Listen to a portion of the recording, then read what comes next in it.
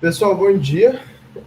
Obrigado aí pela presença. Acho que hoje a gente deve terminar os protocolos como um todo. Devo falar brevemente do RPL, devo falar hoje brevemente do COAP e do MQTT, que são os protocolos a nível da camada de rede e da camada de aplicação. A nível da camada de transporte, a gente vai ter o UDP, bem tradicional do curso de redes que vocês viram, tá? Seguindo aquela pilha do Six-Low-Pan. Eu acho que esse é um bom fechamento de assunto, porque a gente vai discutir um pouquinho hoje, que a partir do momento que a gente fecha essa pilha de protocolos, a gente vai se concentrar muito nas aplicações de IoT. Para onde a gente vai, quais são as oportunidades, ver estudos de caso e checar para alguns outros assuntos. Lembrando, galera, dia 20 é feriado, né? Então não tem aula, né? Dia 20, quinta-feira, Fundação do Rio de Janeiro, né? Dia do Padroeiro, na verdade, fundação é dia 1º de março, então não teria aula na quinta-feira, então acho que esse é um bom ponto de fechamento, né? Vocês têm trabalho a fazer, quem não entregou não tem problema, tenta entregar da melhor forma possível, quem quiser ainda fazer alguma alteração pode fazer. Gabriel, acho que pediu acesso a um documento, eu não sei se eu liberei, ou se você conseguiu de outra forma, dá um feedback aí.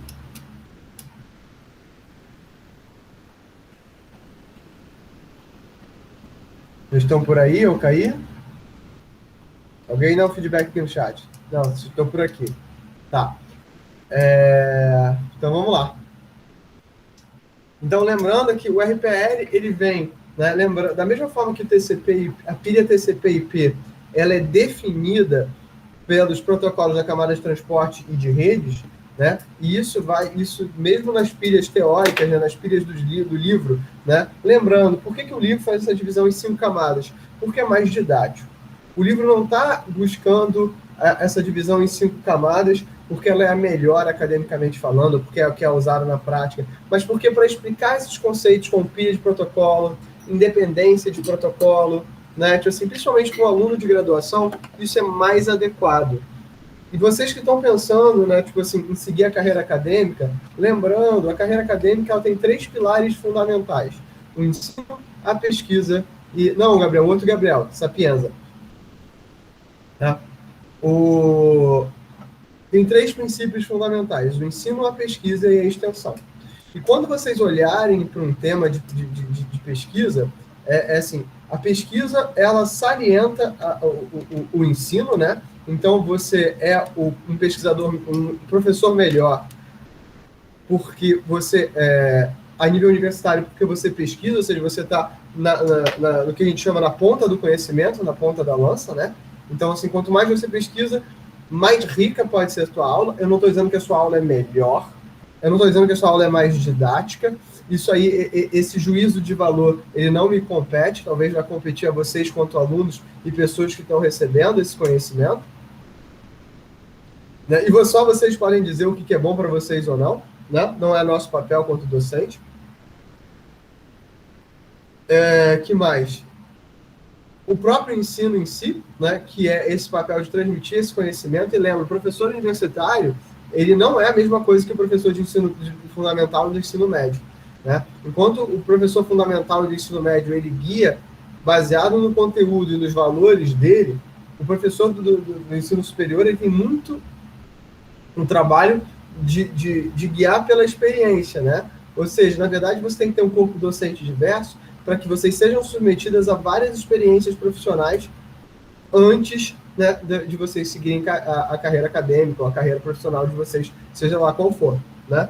Então, essa busca pela experiência, pelos exemplos de vida, pela vivência, que ela é muito importante dentro do ensino superior, né? Então, às vezes, você vai ter um cara que talvez seja menos didático, mas tem uma experiência de vida, né, muito grande. Mas ele talvez não consiga puxar, né? Mas isso é um trabalho, né? Isso é uma coisa que a gente tem que ter. E, por fim, a última parte da tua carreira acadêmica, que é a extensão. É o retorno à sociedade. Não necessariamente o retorno acadêmico à sociedade. Mas a pesquisa não é o retorno à sociedade? É o retorno indireto. A academia ela vai fomentar conhecimento que vai movimentar negócios e soluções no meio público. Já a extensão é um processo mais direto, é uma aplicação direta do teu trabalho dentro da sociedade. Pode ser uma aula que você está dando para um público aberto, pode ser um retorno social, pode ser uma aplicação direta com uma empresa, né? São os três pilares, né? A extensão seria a interface com a sociedade, a pesquisa é a interface com a ciência, né, pura, né, e o ensino interface com o futuro, que seriam os próximos alunos. Então, assim, quando a gente dá aula, na verdade, está multiplicando esse conhecimento, tá? Então, é por isso que, assim, que livros diferentes vão ter necessidades diferentes. O Kuroso é um livro mais didático, ele é mais digerível, né, para um aluno de graduação, do que, por exemplo, o Tannenbaum, que provavelmente é o meu livro favorito, tá, gente? Eu já digo assim, acho o Kuroso um trabalho excelente, acho o Kuroso um trabalho, assim, didático maravilhoso, acho que eles fizeram... É um livro com muito recurso, né? Para quem nunca pegou redes pela primeira vez, eu não recomendo começar pelo Tannenbaum, eu recomendo começar pelo Kuroso, mas eu acho o Tannenbaum um livro mais denso, né? Justamente porque o propósito dele eu acho que é um pouco diferente, né? Então eu gosto mais, eu lendo, prefiro ler o Tannenbaum do que o Kuroso. Mas eu tenho os dois porque meu papel como professor é também julgar esse negócio. Então, essa é a discussão, né? Então, quando você chega nas pilhas mesmo na pilha do Kuroso, que é uma pilha de 5 camadas, quando você chega na pilha atual da gente, que é a pilha TCP/IP,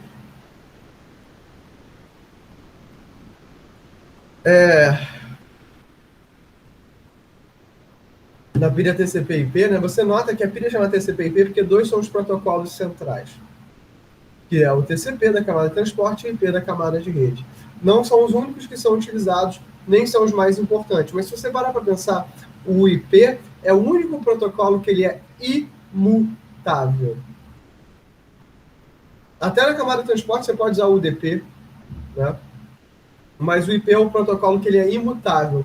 Por quê? Porque se você analisa o princípio de pilha de protocolos, se você analisa o princípio, né, da independência de camadas, né, tipo assim, o IP é o primeiro protocolo de baixo para cima a independer de tecnologia e é o último protocolo de cima para baixo a independer diretamente de tecnologia. Não quer dizer que ele seja o único protocolo que faz roteamento, mas ele faz o roteamento independente da tecnologia. O que isso quer dizer? Enquanto na camada de enlace, a gente viu no 802.15.4, no 802.11, no Bluetooth, nos cursos tradicionais, nas redes cabeadas, a gente viu o quê? A gente viu que existe essa questão da interdependência, né? Tipo assim, você precisa estar numa mesma tecnologia para que você possa comunicar. A radiofrequência, cabeado, ondas, luz, o que quer que seja, você precisa da mesma tecnologia. No IP, não. O IP, ele assumiu, ou seja, eu saí da camada MAC, né, do Medium Access Controller, fui para o LLC, no Link Layer Controller, né, e a partir disso aí, eu homogeneizo e mando para o IP. E para o IP independe. É isso que garante que a gente seja um cidadão de primeira classe da internet. Independe se você está usando meio sem fio, meio cabeado, se você está usando 4G. O que quer que você esteja utilizando, né,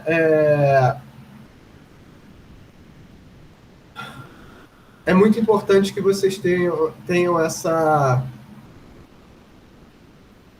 É muito importante ver que o IP ele torna isso indiferente. E se você pega e olha para as pilhas, né, de rede, a gente falou tanto 802.15.4 quanto 802.15.4e, que dá origem a duas pilhas. Mesmo se temos chamar isso de pilha 6LoWPAN e pilha 6TiX, é um conceito um pouco, né, novo, né? Não é todo autor na literatura que concorda com isso. Mas a pilha do 6LoWPAN a gente vai caracterizar nesse curso, e por algumas das bibliografias que eu coloquei lá no Classroom, pela pilha que vai ter na camada de aplicação COAP ou MQTT, podendo ir além disso, a gente vai falar mais para frente sobre isso. COAP e MQTT. Você pode, na parte de baixo, né, falar o IDP a nível de camada de transporte, mas ainda tem um espaço para você trabalhar a camada de transporte no nível no nível, né, tipo assim, de IoT, né? Talvez existam algumas considerações que a gente precise tratar. A nível de camada de rede, você vai ter o RPL, o Ripple, né? O IPv6 Routing Protocol for Low Power and Loss Networks, que a gente vai discutir hoje. E a nível de camadas de enlace, a gente viu que a gente, apesar das pilhas 6LoWPAN6T falarem 802.15.4 e 802.15.4e, né? No caso, com TSH, na pilha do TIS, a gente viu que existem outras tecnologias. Se você pega, por exemplo, um ESP8266, um ESP32, você está falando de 802.11, você está falando de Bluetooth, você está falando de BLE, quando você fala de algumas tecnologias mais novas. Então, existe um amplo espaço de melhoria que a gente não está considerando aqui ainda. Né? Porque, na verdade, a gente está considerando, mas as pilhas não falam. Então, pensar uma pilha de protocolos é diferente. Então, deixa eu só buscar aqui para vocês terem uma noção.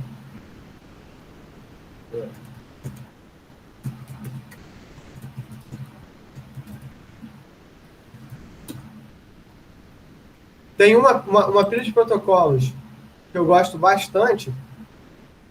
Eu vou mostrar aqui para vocês. Uma dúvida. Você estava falando que essa questão aqui, tipo, o IP meio que, né, universal nesse sentido, mas uma coisa que eu fiquei curioso, eu não sei se você já falou isso, mas por que, tipo, em OT o IPv6 é mais usado do que o IPv4, quando, tipo assim, geralmente, tipo, no resto da internet o IPv4 ainda domina? Assim.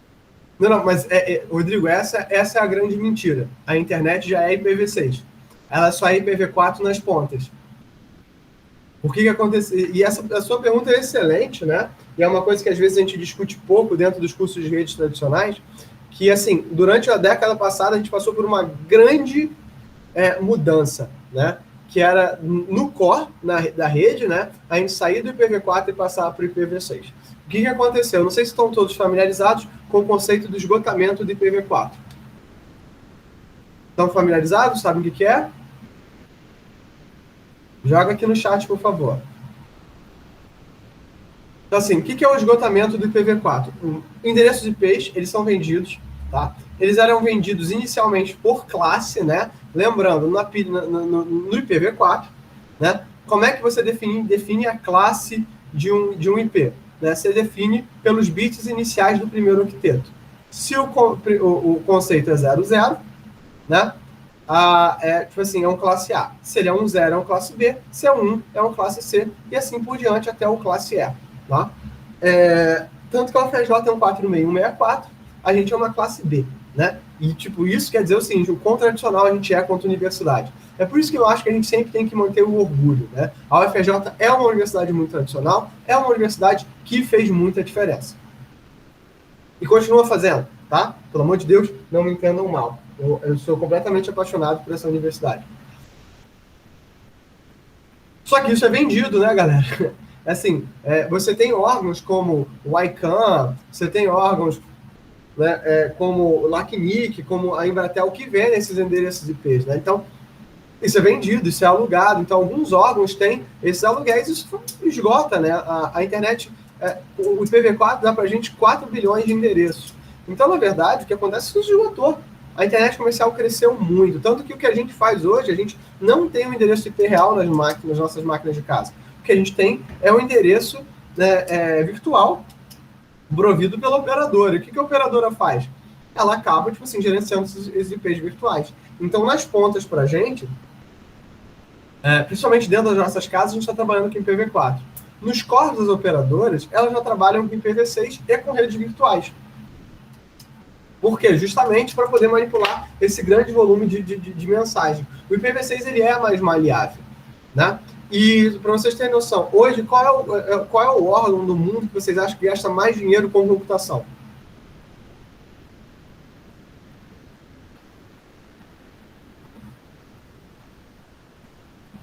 Chutem.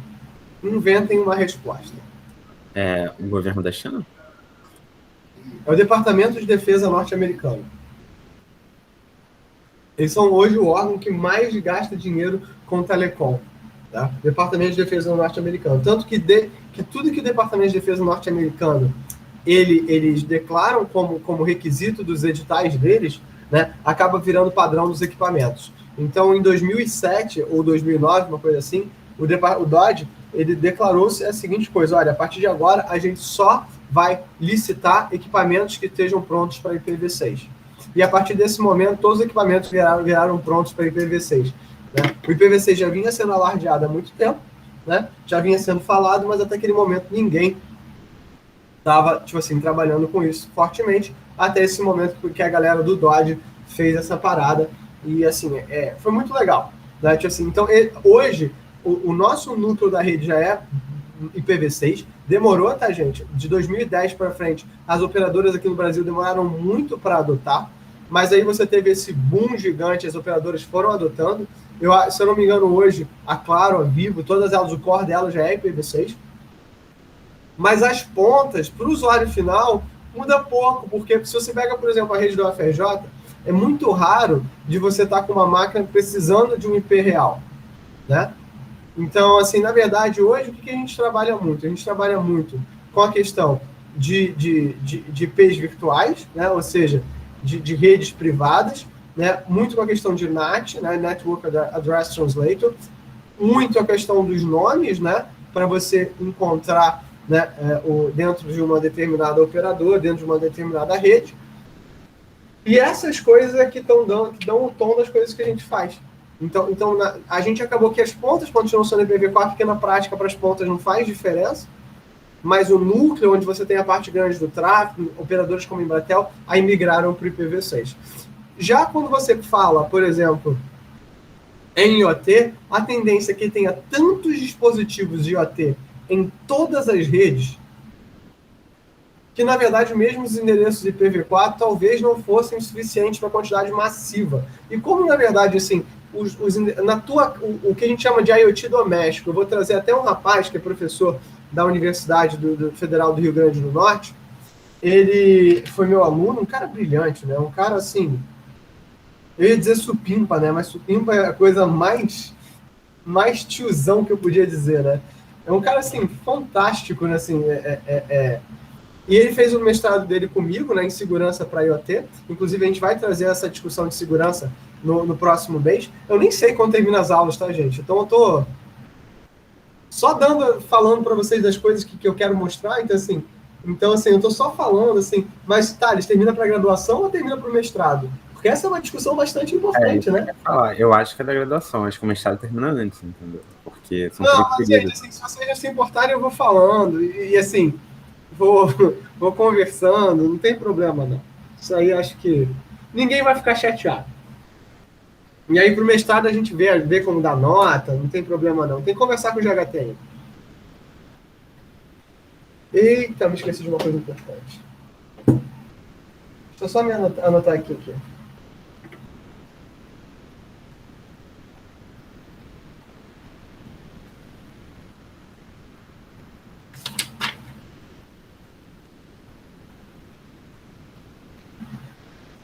Aí, Sabe, vê aqui no site do PET que termina dia 26 de fevereiro. Gente. 26 de fevereiro vai acabar tudo junto, tá ótimo. Acaba antes do carnaval, é isso? Eu lançar a nota pulando. Né? É melhor do que o calendário da graduação, né? Que tipo, as últimas semanas de prova são logo depois do carnaval. Assim. Tudo bem que não vai ter carnaval, mas... Pois é, que carnaval, gente. Não, gente, assim, carnaval é um estado de espírito, gente, não é o que vai acontecer de verdade. Gente, vamos lá, vamos seguir isso em frente. Esse calendário da UFRJ não foi nem um pouco feliz, nem um pouco. Mas vamos seguir em frente. O que eu estava falando? Estava falando do... Tá falando tipo, de como o IPv6 já era usado bastante, né? E aí, na verdade, quando o IoT surge, né, que você vai aumentar, a galera que estava planejando essas pilhas e pensando, lembrando daquela história que eu contei. As primeiras aplicações de IoT focadas numa única rede, numa única aplicação, eu não tenho necessidade de IP, porque tudo vai ser jogado dentro da mesma rede, e eu vou jogar para uma base station, né, para uma estação base, então eu posso fazer só isso a nível de camada 2. Quando surge o Zigbee e você escala, aí você pensa, eita, eu preciso falar. E a quantidade de devices que o Zigbee te dá, que é 2 elevado a 80, se você quiser endereçar cada um deles, e lembrando, a história do IPv6, o IPv6 é pensado para você não precisar de NAT, você não precisar de rede virtual, você não precisar de nada. Você simplesmente tem um endereço de IPv6 por dispositivo. Mas por que a gente quer continuar utilizando redes virtuais, redes privadas, esse tipo de coisa? Do ponto de vista de segurança, né? a segurança cresceu bastante. A gente passou a utilizar a segurança com bastante forma da gente trabalhar, né? De esconder o nosso tráfego, de esconder, não porque vai estar fazendo algo malicioso, mas porque isso é importante, né? Mas porque, na verdade, né, existe gente fazendo coisa maliciosa. Então, acaba que, tipo assim, essa preocupação da IoT, ela não se concretiza completamente, mas, ao mesmo tempo, ela também não é como se a gente não, tipo assim, o IPv6 fosse uma coisa ruim. Você já está preparado para uma realidade onde talvez você tenha que expor realmente muitos nós. E se você pensa numa rede, por exemplo, de uma cidade, você tem milhões de dispositivos cobrindo o Rio de Janeiro, dentro de uma rede da prefeitura, isso não é exatamente um problema, né? Você imagina uma rede na China, uma rede na Rússia, assim, mas aí vão ser mais redes locais, talvez, eu não tenho certeza. Então, essas redes veiculares, por exemplo, que é uma coisa que a gente pode querer trabalhar, né? Então, assim, a quantidade de veículos que vai ter com diferentes sensores, esses caras trocando dados. Então, essas são questões que são particularmente importantes, são particularmente relevantes dentro do cenário que a gente está trabalhando. Então, é por isso, né, que acabou se optando pelo IPv6. Só que agora, claramente, o IPv6 ele tem algumas preocupações. Tem aqui, deixa eu pegar aqui só que eu acho que eu fiz.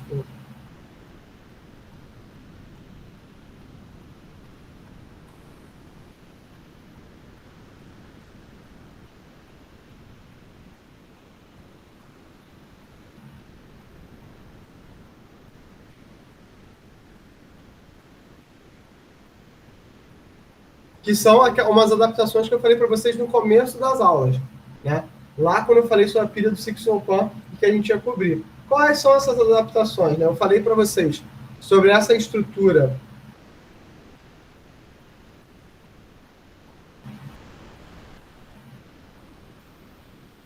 aqui, né? Onde eu teria um servidor IPv6 e eu tenho um Edge Router aqui. O que eu tenho que fazer para que esse IPv6 funcione, né? E aí não é declarado.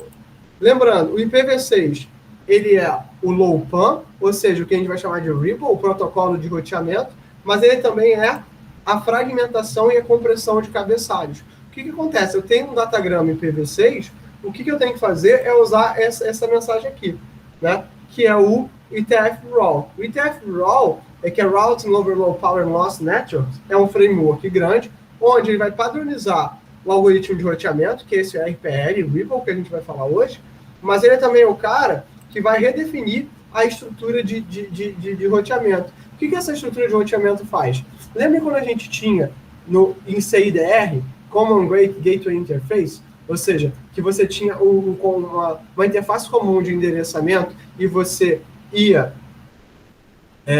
apocopar, né? Você ia cortar os endereços IPv6, é justamente isso que o SixOpan faz. Ele recorta o IPv6, lembrando que o IPv6 já tem uma característica natural de compressão, né, do endereço, sabendo que 128 bits, né, 128 bits é bit pra caramba, né? 128 bits de endereço ele já comprime naturalmente nesse formato aqui, e a mesma coisa acontece. Então, o que você guarda no endereço IP final? Você guarda o complemento do endereço de IP do teu Edge Router. Então, o teu Edge Router vai ter um endereço IPv6 e, na verdade, o que você vai ter guardado dentro do nosso sensor cliente, dentro desse Edge Router, é o complemento dele. Então, isso vai fazer com que eu crie contextos, né? Contextos de aplicação. Esses contextos de aplicação vão diminuir o meu endereçamento, que vai permitir a compressão de cabeçalhos, transformar um único datagrama IPv6 em, no máximo, 2 frames da camada de enlace.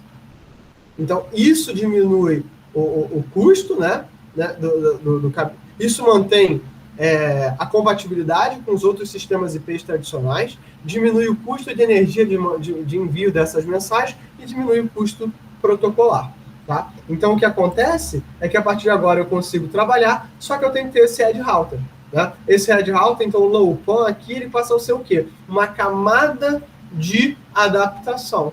Ah, Cláudio, poxa, mas o LowPan é uma camada de adaptação? Na verdade, ele é exatamente igual ao que aconteceu no 802.11. Eu preciso de um AP, de um Access Point, para fazer essa camada de adaptação. Só que essa aqui é uma camada de adaptação a nível de camada 3, não só a nível de camada de enlace. Tá? Por quê? Porque o dispositivo ele tem menos poder de fogo. Então é isso que acontece no IETF-RAW, e o IETF-RAW ele escolheu, né, o RPL, né, Routing Protocol for Low. É porque vem de RPL, porque na verdade é RPL, RPL, né, assim, aí as pessoas acabaram falando de RPL, né. Ele é nessa busca de padronização, de protocolos de padronizações para IoT, gente, até hoje existe gente trabalhando nas funções de otimização do RPL, tá? Até hoje tem gente trabalhando. Isso não está fechado. Como eu falei, nós estamos nos anos 80, no equivalente aos anos 80 para IoT. Os padrões, os protocolos ainda não estão fechados, né? Ou, como eu costumo dizer, se alguém acredita que IoT e que o IP foi uma unanimidade desde o começo, essa pessoa precisa estudar a história. Existe o IP, ele nem de longe ele foi uma unanimidade. Inclusive, tinha muita gente que argumentava que o IP sequer era necessário, que a gente poderia ter feito tudo que a gente fez a nível de camada 2 e utilizando somente a camada de enlace, mas o IP, assim, e que mesmo quando o IP foi acabou ganhando o consenso, né? Tinha muita gente que argumentava que 32 bits era pouca coisa e que logo ia estourar, e essas pessoas estavam cobertas de razão, né? O 32 bits estourou, não foi suficiente, então a gente tem feito problemas. E para se a gente fosse, não sei se vocês vão fazer a aula com o professor Diego, ou se vocês já fizeram, né? Ou vão fazer com o professor Rezende, né? Ou se vão fazer com algum pessoal lá do GTA na Poli, mas existe um problema muito interessante que é a ossificação da internet. Procurem um pouquinho sobre isso, né, para vocês verem, mas é o seguinte, né? O conjunto de escolhas protocolares que a gente fez dos anos 80 eram adequadas para aquele conjunto da época, né? E que, na verdade, hoje, essa estrutura que a internet tem ela não é escalável. O que a gente hoje tem são estruturas como SDNs e outras estruturas que buscam tentar mitigar esse problema. Mas são problemas em aberto, galera. Tem vários problemas em aberto, o que é muito bom. O que eu acho muito interessante é que o IoT tem vários problemas em aberto. Então, se você quer fazer uma carreira de pesquisa com a internet das coisas, tem muita coisa em aberto ainda. Inclusive a minha área de pesquisa, que é Tiny Machine Learning, né? Que é o que eu gosto de trabalhar, tenho gostado de trabalhar nos últimos anos, né? No caso, Data Fusion. Então, na verdade, né, as redes de sensores sem fio, essa infraestrutura, né, de rede que a gente tem usado para IoT, vão ter 5 tipos de redes de sensores estruturados ou não estruturados, né, terrestre, subsolo, subaquática, multimídia ou móvel. Às vezes eu podendo estar em mais de uma delas ao mesmo tempo, né, dividido em infraestrutura de rede ou operação, infraestrutura de rede horizontal, onde todos os nós, né, os nós são fixos e todos os nós têm a mesma importância, hierárquico, né, onde eu vou ter diferença nos papéis dos nós. Normalmente a gente está utilizando uma infraestrutura de rede hierárquica, né, uma infraestrutura de rede de localização, onde, na verdade, eu vou tentar buscar o posicionamento do meu nó dentro da rede, e protocolos de localização para rede de sensores ainda tem uma baita importância, não é um problema fechado, é um problema super em aberto. E formas de operação, é multicaminho, trabalhar roteamento, onde o Ripple tem. Na verdade, como assim, perguntas, ou seja, olha, eu vou buscar uma coisa da rede, é o caso que a gente vai ver do MQTT. Negociação, onde eu tenho negociação de tráfego, é o caso do Ripple, né, protocolos de 2 níveis. E orientados a QoS, eu tive alguns alunos que trabalharam com isso. Os protocolos de roteamento vão ser divididos em proativos, onde, na verdade, eu tenho um anúncio dos endereços o tempo todo, né? Reativos, onde eu busco o endereço, ou híbridos, né? Na prática, a maior parte dos protocolos, eles não têm como ser proativos. Porque, imagina, se a rede cresce pra caramba, e eu tenho muitos nós, se todo mundo está anunciando os seus endereços o tempo todo para todo mundo, o que, na verdade, vai acontecer é um flood da rede. Então, pensando nessa infraestrutura daqui, né, quem vocês acham que tem que ser proativo? Vou botar esse slide aqui. Qual endereço você acha que deveria ser proativo, que as pessoas têm que saber como chegar nele? O router, né? Não faz sentido. Agora pensa o seguinte, tem uma forma de rede sem fio, que é o 802.11s. Se vocês forem dar uma olhada lá no meu canal, tem uma aula sobre 802.11s. Ele fala sobre redes mesh. O 802, muito do que acontece no 6LoWPAN, ele é inspirado diretamente no que aconteceu com as redes mesh. Né? Então, o que a rede mesh diz e que a gente aproveitou para IoT? O objetivo de toda a rede que coleta um dado ou trafega uma informação é mandar isso para a internet. É você se comunicar com alguém de mais alto nível. Isso é o normal, isso é o natural. É isso que a gente tem, essa expectativa. Eita. Muitas mensagens. Né? Vamos deixar isso para lá um bocadinho.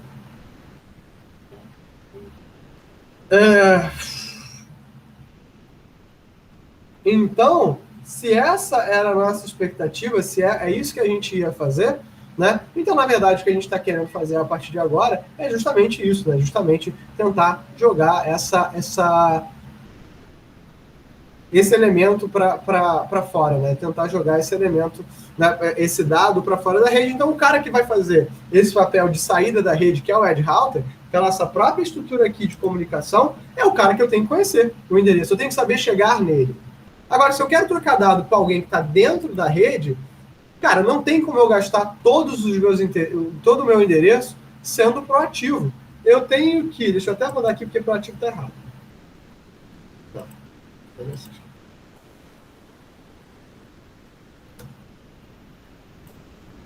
Então, eu vou ser reativo. Então, quando eu quiser alguém dentro da rede, eu vou buscar. Porque, na verdade, a ideia é coletar o dado e trocar. Agora... Cláudio, mas isso é o correto? Não, isso vai depender do seu problema. O seu problema tem que levar isso em consideração. Então, nota que não é só a aplicação. Você tem que entender o que você está fazendo dentro da sua operação de rede para você justificar um protocolo de roteamento. O Ripple vai fazer muito mais sentido se você tem uma rede genérica, onde você vai ter diferentes aplicações correndo de forma aleatória, né? Sem que você tenha controle sobre isso. Cláudio, se eu tiver uma rede fechada com uma única aplicação muito bem conhecida, aí talvez não faça nem sentido você ter uma pilha de protocolos. Talvez faça sentido você ter uma solução fechada, que é uma solução cross-layer, né? Que todas as camadas estão numa única... Todas as informações necessárias estão implementadas em uma única camada de software, né? Poxa, mas isso é bom? Depende da tua solução e do teu problema, né? Talvez faça sentido. Mas isso vai tornar a tua rede não reutilizável. Talvez você não queira uma rede reutilizável. Como assim? Imagina que você vai monitorar um vulcão. Aí você foi lá, jogou uns sensores, o que a gente chama de Smart Dust, né? Você jogou uns sensores aleatoriamente para que eles se autoconfigurem e eles tirem dados desse vulcão. É um vulcão relativamente ativo. Você acha que alguém vai lá trocar a bateria desse sensor? Não. Né? Espero que não, porque senão vocês são muito cruéis. Eu não gostaria que vocês fossem muito cruéis. Né? Então, essa é a discussão que é importante. Então, a maior parte dos protocolos adotaram uma abordagem híbrida, onde, né, até esse elemento de saída da rede, eles vão ser proativos, e entre os nós da própria rede local, eles vão ser reativos. Ou seja, eu vou buscar, através de um flood dentro da minha rede local, sendo... né, que essa mensagem de flood, ela não chega até o Edge Router, mas ela não sai do Edge Router, ou seja, é um flood muito localizado e proativo até o Edge Router. Então, o Edge Router, frequentemente, ele vai ter o papel de anunciar o endereço para todo mundo. Cláudio, e se o papel do Edge Router mudar? Como assim? Eu tenho um nó que é a saída da minha rede, mas esse papel muda. Uma hora é fulano de tal, uma hora é ciclano. Então, a gente vai ter que ter essa guarda compartilhada, digamos assim. Quanto à mobilidade, eu posso verificar o tipo de elemento móvel, se é um elemento móvel fixo ou não, fixo em termos de ser o mesmo nó, qual é o tipo de movimento, qual o nível do protocolo e o controlador da mobilidade. Aí surge o Ripple, que vem da SRFC 6550. Ele é um protocolo de roteamento de vetor de distância, ou seja, é diferente do ASPF, né? O SPF é um protocolo de estado de enlace. Mais uma vez, para quem não está familiarizado, é o capítulo 4 do Kurose, a diferença entre vetor de distância e estado de enlace. Na verdade, um protocolo de vetor de distância quer dizer que todos os nós da rede têm um conhecimento total sobre a rede, né? Enquanto no estado de enlace é o algoritmo de Dijkstra, que eu vou fazendo isso nó a nó a partir do nó de saída. Ele foi desenvolvido para as necessidades dessas low power and lossy networks, que são as redes IoT, né? Essa característica. Então, está aqui, já é padronizado, né? Define o que a gente chama de árvore de roteamento, utilizando o conceito de gráfico acíclico direcionado, DAG. Isso é super normal, isso é super tradicional. O que o cara está dizendo quando usa um DAG é o seguinte: o caminho de ida e o caminho de volta não são exatamente a mesma coisa. Vocês têm uma métrica para mandar, e essa métrica não é igualitária. Por exemplo, numa rede cabeada, onde eu sou full duplex, se vocês forem ver o conceito do Dijkstra, o caminho de ida e de volta é exatamente igual. Por que ele seria diferente? No caso aqui, porque os nós podem ter baterias diferentes. Então, você envia um cara que tem muita bateria, enviar para um cara com pouca bateria, não é exatamente um problema. Mas um cara com pouca bateria, enviar para um cara que tem, por exemplo, alimentado por uma fonte externa, em geral, isso é complicado. Então, cada nó pode se associar a mais de um nó, ou seja, na verdade, eu tenho que ter múltiplos caminhos, né? É o que difere o RIP dos demais protocolos baseados em árvores, né? Só que, na verdade, como é acíclico, eu estou fazendo uma árvore que não vai formar ciclo, né? Mas eu estou alinhada a mais de um nó ao mesmo tempo. E a organização é orientada a destino, ou seja, eu tenho um nó raiz, que vai ser o meu edge router, mas o resto eu não vou ter, né? Então essas são preocupações que a gente tem como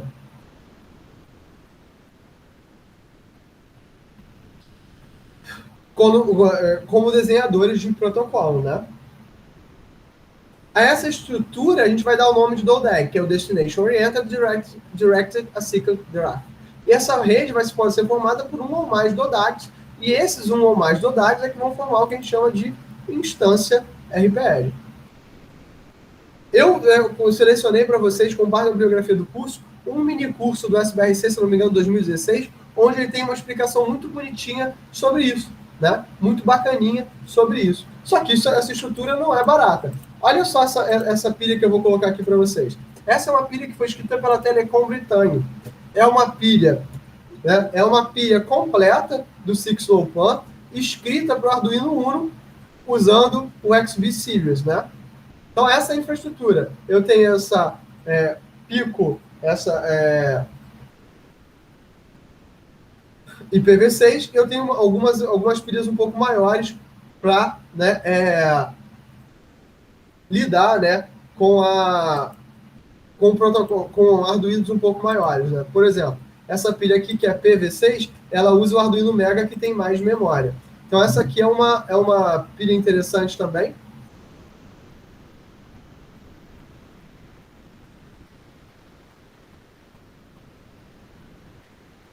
E tem esse tipo de conotação. Então, isso os caras fizeram, é a galera da Telecom Britânia que fez isso. É muito legal, vale muito a pena vocês darem uma olhada no código-fonte, né? E aqui, olha só, eles têm essas implementações do protocolo pronta para vocês darem uma olhada. Então, acho que é muito legal vocês olharem isso com muito carinho, né?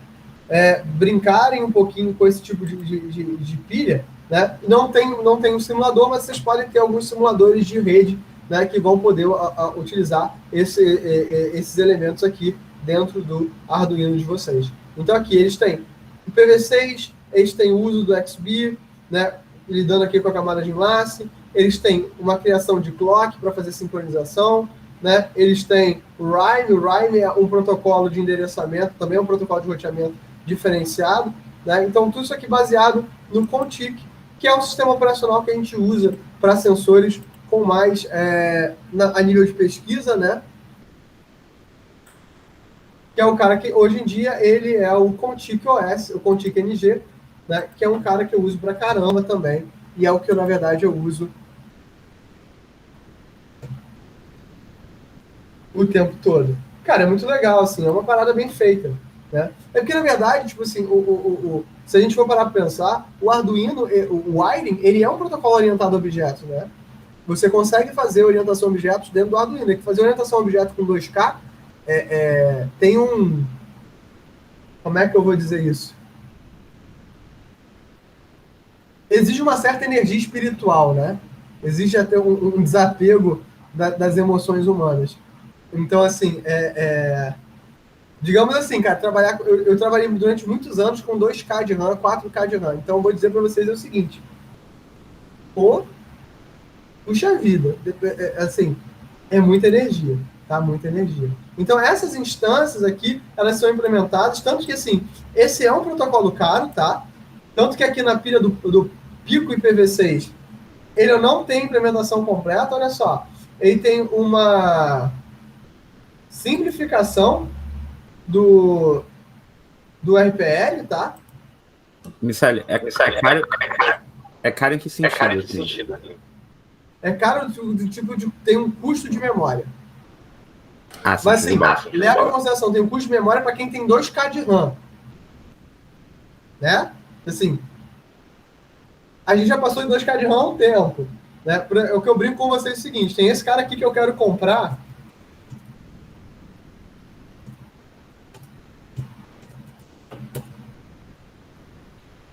Que é essa desgraça aqui, que eu quero comprar há um tempão, e eu não consigo, porque está sempre sold out, né? Sempre está acabado, não conseguem produzir esse demônio.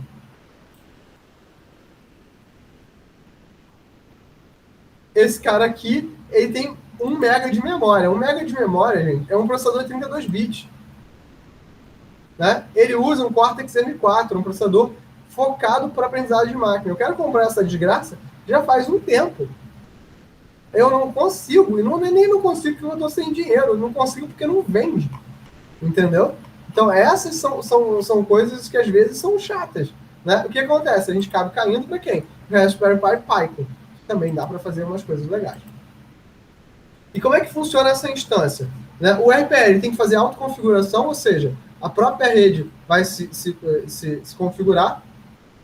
Autocura no sentido de que eu tenho que recalcular as rotas sempre que um nó sair da rede, isso é muito importante. Em OT, detecção e impedimento de loops, independência e transparente e múltiplos roteadores de borda. Né? Ou seja, como assim múltiplos roteadores de borda? Eu tenho que ter múltiplos edge routers. Eu tenho que ser capaz de lidar com múltiplos edge routers. Porque eu estou numa rede que é lossy. Imagina se eu perco os caras que estão... Se eu tenho, assim, um nó raiz com um conjunto de elementos ali em cima, imagina que eu perco esse conjunto de elementos. Quer dizer que essa rede como um todo ficou inútil? Não. Então a rede tem que pressupor vários edge routers. Ah, Carlos, mas só tiver um edge router. É porque tua rede é um cocô. Você fez errado. Você planejou mal. Né? E aí, tipo assim, aí eu não tenho nenhum pudor em dizer que você fez besteira. Né? Você fez besteira. Não é assim que se planeja uma rede IoT.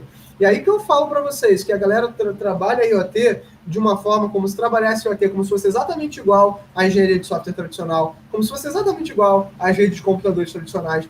Não pensa nessa aplicação no mundo real. Imagina que você está usando uma rede IoT para recuperação de desastres.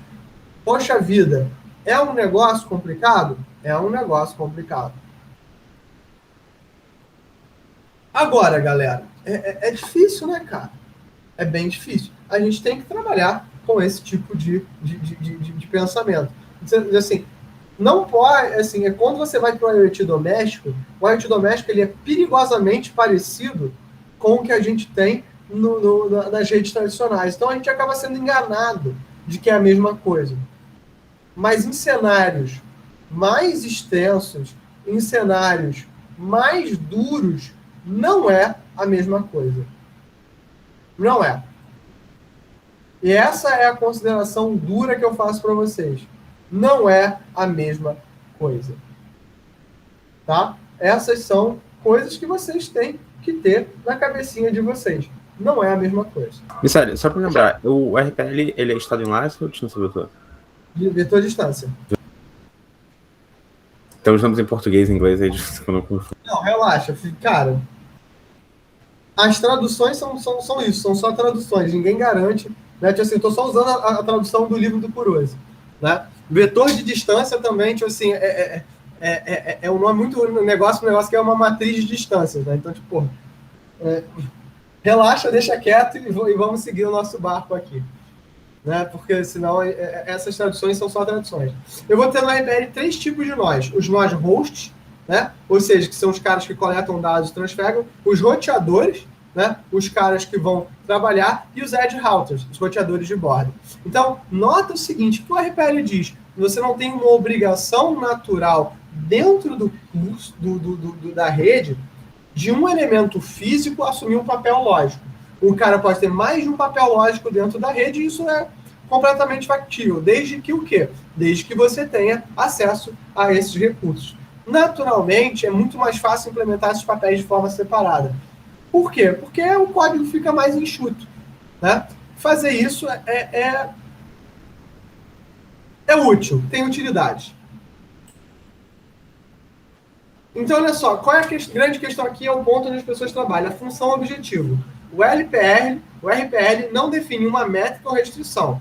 As funções objetivo vão desenhar esse papel, né? E normalmente a gente usa esse minimum rank with hysteresis objective function. Mas tem uma pancada de pessoas trabalhando funções objetivos para objetivos específicos dentro de redes IoT. Funções objetivas adequadas para redes subaquáticas. Funções objetivos adequadas baseadas em contexto. Funções objetivas adequadas baseadas em aprendizado de máquina. Então, existe muita gente. Agora, a questão é calcular isso em tempo real, tá, galera? Então, assim, um dos trabalhos que eu estou orientando, tem um menino trabalhando uma função objetivo utilizando aprendizado de máquina embarcado, para que em tempo real ele possa modificar essa função objetivo, dadas as modificações que você tenha na rede. Agora, quer dizer que o trabalho dele vai resolver todos os problemas e a partir que isso estiver resolvido, Cláudio, tudo está resolvido? Não. Quer dizer que ele propôs uma solução. E como esse é um problema NP completo, né, ou seja, um problema de otimização não resolvível em tempo polinomial, o que você tem são heurísticas. Gente, o que é uma heurística? Cara, professor, eu tô um pouco perdido. O que é o problema NP completo? Quê? O que é NP completo? NP completo é um problema que não é resolvível em tempo polinomial. Sim. É tipo a função objetivo, você falando, tipo, o cálculo de função objetivo é um problema. Objetivo que vai calcular quem é o próximo nó na sua rede, como é que você vai chegar no melhor rota. Não é um problema fechado, entendeu? Por causa das restrições que o NP tem. Se o seu problema é um problema de otimização resolvível em uma única variável, unidimensionalmente, beleza, você já tem funções objetivo para isso. Quando ele é um problema multidimensional, isso deixa de ser verdade. Então, quando você tem várias restrições, tipo, sei lá, em vez de restrição simples que é tipo o número que é a distância no grafo, ele vira um problema NP completo o cálculo dessa função objetiva aí. Exatamente, porque você não tem como otimizar em termos de uma única variável.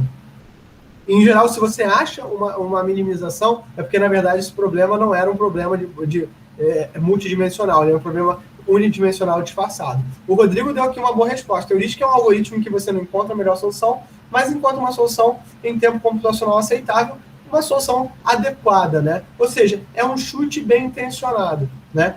Você usa a tua experiência, você usa a tua parte experimental para dizer o seguinte, olha, essa é uma solução aceitável. E muitas das coisas em redes, a gente simplesmente trabalha dessa forma. É uma função aceitável, tem que ser implementável, né? Essa é uma diferença fundamental da abordagem que a galera de redes usa em relação à galera de grafos. Quando a galera de grafos está preocupada com o algoritmo, e eles deveriam estar, na prova fundamental do algoritmo, a galera de redes está dizendo assim, olha, eu quero um bom algoritmo implementável em um conteúdo real. Então, uma das características mais importantes dentro das métricas de rede, e que às vezes é difícil de você pegar, é o feasibility, né? Que é a capacidade de algo ser implementável.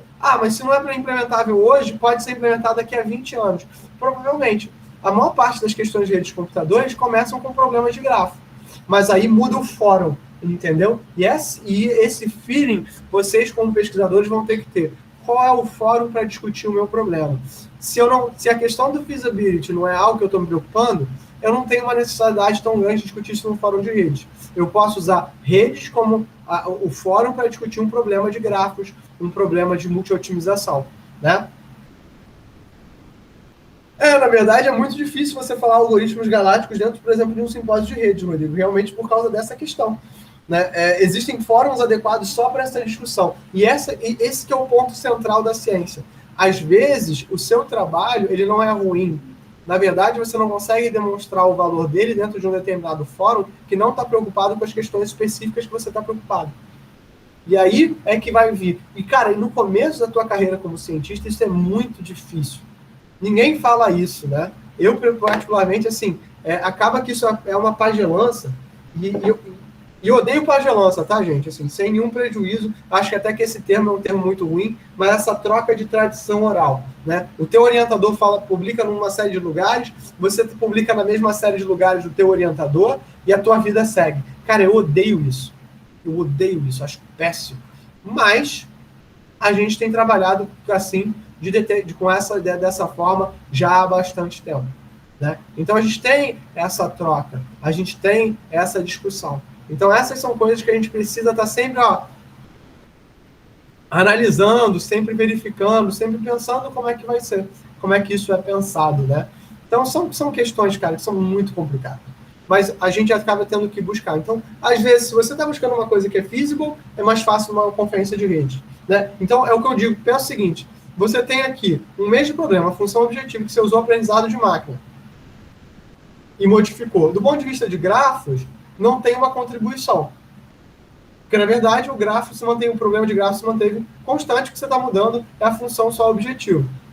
Do ponto de vista de rede, pode ser que tenha uma contribuição, porque você pode ter um melhor protocolo de roteamento que você modificou pelas questões A, B ou C e justificar isso do ponto de vista por exemplo, do contexto. O contexto muda, eu quero um protocolo que mude em tempo real. Do ponto de vista de aprendizado de máquina, também não tem contribuição, porque isso é uma aplicação do aprendizado de máquina. Então, isso é muito sutil, onde começa um e onde começa o outro. Às vezes, você vai ter contribuições para mais de uma área, às vezes você vai ter contribuição só para uma única área.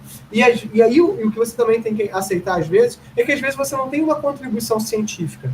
Às vezes a tua contribuição é técnica. E não tem nada de errado em ter uma contribuição técnica, né? Mas o seu fórum não é adequado. Então, o trabalho do cientista também é descobrir o fórum, né? E às vezes, quando a gente não sabe, pode ser que grandes ideias tenham passado desapercebidas porque a gente não encontra o fórum adequado. E é por isso que eu sou muito entusiasta de coisas como ArchiveX e outros papers, né? e outros lugares de publicação abertos, não pela falta da revisão. Eu acho que a gente deveria ser capaz de dar mecanismos para as pessoas proverem revisões conforme elas leem o paper.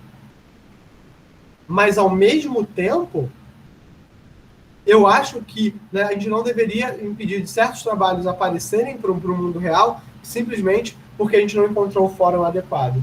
Encontrar o fórum demanda tempo e demanda experiência que não necessariamente a gente tem.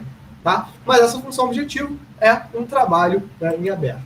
Os tipos de pacote que eu vou mandar são o DIO, né, que é o DODAG Information Object, o DIS, que é o DODAG Information Solicitation, o DAO, Destination Advertisement Object, e o DAWAC, que é um formato de Advertisement Object. Esses dois primeiros, formação da DODAG, esse aqui, Advertisement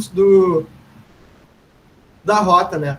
Aqui, os dois primeiros, reativo, e esses dois últimos, proativo. Então, aqui eu tenho um nó com base em 1, né, que vai calcular o seu próprio ranking usando a função objetivo, seja ela qual for. Então, ele vai enviar um DIO informando o seu rank, né? E a optimization function que vai ser utilizada, né? A função objetivo. Os nós da segunda camada, que a gente vai passar a chamar de nós 2, vão receber esse DIO do nó 1, calcular o rank e disparar para os vizinhos, né? E o nó 2 vai eleger o nó 1 como pai preferido, e o nó 1 ele vai receber o DIO enviado pelo 2 e ignora porque o seu rank é menor do que recebido.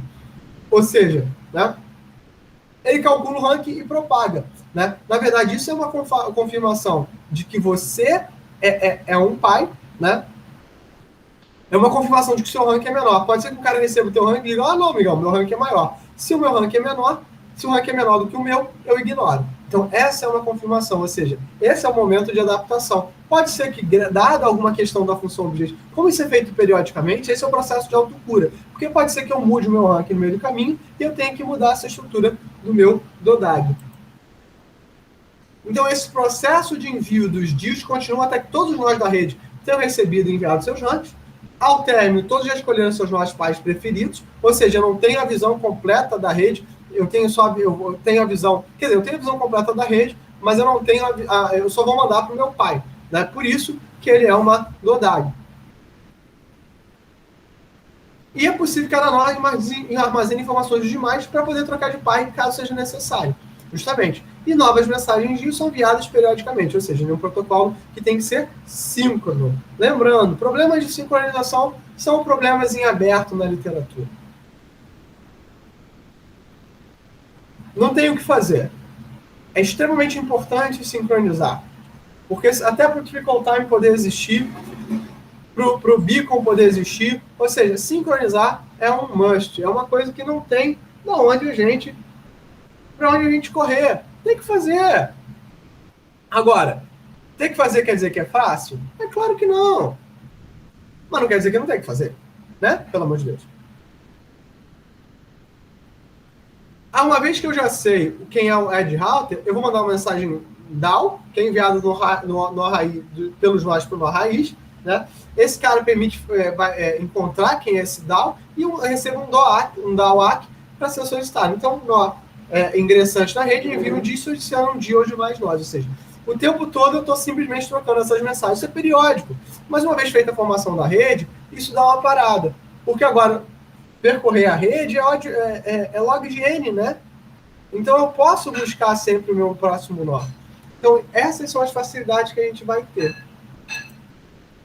O cabeçalho aqui do DAO é de 64 bits, ou seja, nota que eu não estou pegando aqui nenhum endereço, eu estou pegando aqui só um rank, né? Eu não estou mandando esse processo de endereçamento, porque uma vez que eu já tenho, eu vou ter só aqui um instance ID do meu RPE do Ripple. Ou seja, é quase como se eu estivesse fazendo isso numa camada 2,5. Eu não estou jogando para fora. Ou seja, eu só tenho... E esse é o grande truque. Eu estou mentindo, né? Eu, quanto rede IoT, eu digo, eu sou um cidadão de primeira classe da web, mas só se me perguntarem. Senão, eu sou um endereço de classe 2. Isso faz com que eu não precise lidar com as complexidades do IP. Então, o IP existe para me tornar acessível. E a gente vai ver que isso é importante agora quando eu falar do COAP. Mas ele não me impede de todas as facilidades que eu tenho a nível de camada 2. Cara, isso é brilhante demais. Isso é muito brilhante. Porque eu mantenho tudo ali. Aí, se me perguntarem, o Edge Router é que é responsável. Entendeu? Agora, a gente vai ver que existem elementos diferentes para fazer isso, né? Formas diferentes de fazer isso. Formas super interessantes de fazer isso. Porque uma vez que eu subo aqui, né? Que eu termino isso aqui e vou aqui para essa pilha aqui, né? Discutindo aqui, olha só. Essa figura aqui que eu acho que é muito importante, né? Que não tem como mandar... Não tem como mandar isso. TCP, 6opan, 6TiSCH.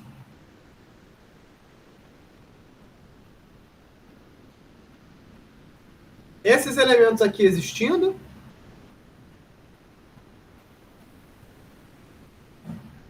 Agora, isso aqui resolvido. Aqui no 6TiSCH eu podendo usar TCP também. E aqui é nível de aplicação. A aplicação aqui a gente vai ter dois protocolos principais, que é o COAP, ou COAP, e o MQTT. O MQTT ele é um protocolo do estilo Publish, Subscribe. Ou seja, periodicamente nós mandam dados para fora da rede, e na verdade quem quiser busca desse servidor MQTT. O COAP não, ele é muito parecido com o HTTP. Ele é um protocolo cliente-servidor. Eu faço uma requisição e tenho uma resposta. E a gente vai ver que existem estilos.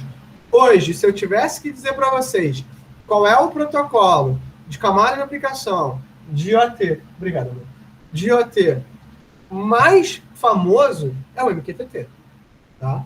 É o que a gente usa, o que a galera está usando, é MQTT. O MQTT é o mais famoso. Eu acho isso razoável? Cara, não, o MQTT é um protocolo velho, né? Um protocolo meio... Mas ele é o mais famoso, está utilizado, inclusive porque você usa o MQTT para um monte de coisas, inclusive para microserviços.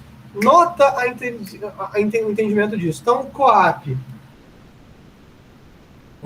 né, o COAP, ele seria um protocolo inspirado nos princípios REST, né? E o MQTT é um protocolo Publish Subscribe. Recentemente surgiu o conceito de gRPC, né? Que parece que é uma abordagem interessante aplicado ao conceito de microserviços com IoT. Então, né? Deixa eu anotar aqui só algumas coisas. Eu vou dando aula para vocês, eu vou tendo ideias, né? Professor, uma coisa, ali no Sixtish, o Sixtish, tipo, tá dividido em dois, né, na camada de enlace, na camada de data link, tipo, ali, que é isso. E outra pergunta, nele tá o TCP na tipo, aplicação, na camada de transporte. Se usa TCP, tipo, em OTP? Se usa. A nível de fábrica se usa. Porque você quer as garantias do TCP. Lembrando, Sixtish, ele é utilizado para redes industriais. Ele é focado em redes industriais, então você quer essas garantias. Tanto que aqui, olha, você não usa só o TCP, você está usando RSVP, que é o Resource Reservation Protocol. Né? Não sei quem de vocês aqui fez aula com o professor Paulo Aguiar, no DCC, do IC da UFRJ. Ninguém aqui fez aula com a Aguiar? Alguém aqui era do BCC, Bacharelado de Ciência da Computação? Nenhum? Mas você não chegou ainda lá não, né, Thales? Não fez nem... Ele ia dar esse período a matéria que ele sempre dá, mas aí acabou ficando com o Sadoc. AD? Eu acho que é o Sadoc que tá dando, mas eu não peguei esse período, não, assim, tá bem mais pra frente. Assim, o Sadoc é meu amigo, eu gosto muito dele, né, tipo assim, e acho que ele é um cara brilhante, mas eu acho que o Aguiar é um dos melhores professores para dar AD, né? Se você não tiver que fazer a prova dele, ele foi meu orientador, tá, gente? Então, por isso que eu posso brincar. Então, ele é um cara... O Aguiar é provavelmente um dos caras mais brilhantes que eu já conheci, né? Um dos caras mais inteligentes. Uma base, assim, matemática muito forte, né? Uma base de estatística muito forte. E a disciplina de AD com ele, assim, é um prazer ter, porque ele entende muito do assunto, né? Então, assim, se vocês tiverem a oportunidade de assistir a aula gravada de AD com ele, alguma aula gravada, vocês vão ver que ele tem um entendimento profundo dessas soluções. Não que o Daniel não tenha, o Daniel é brilhante. Realmente ele é um ser humano brilhante, né? Completamente, fora da curva totalmente. Né? Mas, assim, fica também o respeito pelo Aguiar e pelos anos de serviço à instituição. Né? Mas o Aguiar não só trabalha com isso, como trabalhava com o QoS, Quality of Service.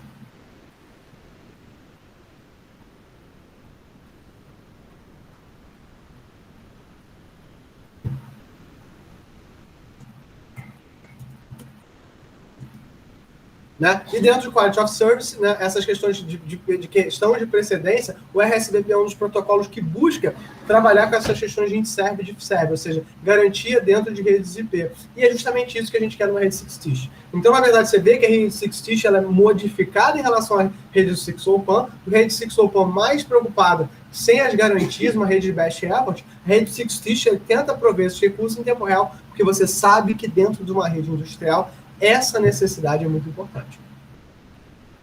E aí, tipo assim, numa rede... Tipo, assim, não seria melhor tipo, usar alguma coisa construída em cima do UDP que tem a garantia de serviço, tipo o Quick do Google? Porque, tipo assim, pelo que eu me lembro das aulas de rede, o TCP realmente tem algumas coisas bem antigas, assim, que faz ele bem ineficiente também, como controle de funcionamento e tudo mais. E, tipo assim... Eu tenho versões do TCP, tá, Rodrigo? Uhum. Então, tem versões... O TCP até hoje ele continua sendo modificado. Tanto que existia um protocolo que era o SCTP, é o Stream Control Transmission Protocol. Ele é um protocolo aplicado para essas questões que você está falando, de controle de stream, de tempo. E ele caiu em desuso porque teve variações do TCP que foram cobrindo. Eu entendo perfeitamente o que você está falando. Por exemplo, o próprio HTTP3, que é o fortemente esperado no Quick do Google, ele roda sobre o DP. E deixando o HTTP justamente tomar essas preocupações sobre esses recursos. Então, assim, tem uma dicotomia aí. Tem uma dicotomia. O que o Sixtish faz, ele te dá a opção de usar TCP caso a tua aplicação requeira. Entendeu? Ele não está te obrigando necessariamente a fazer isso. Calma aí, você me deu até alguma ideia agora legal.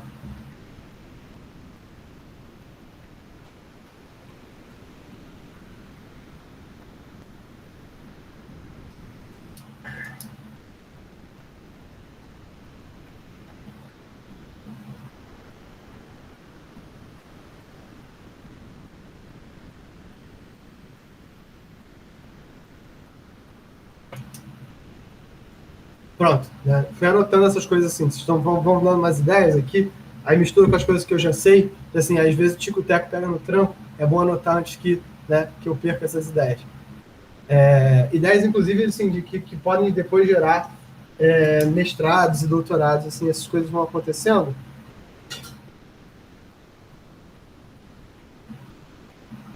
Pô, mas qual foi a ideia? Não, assim, fazer modificações dentro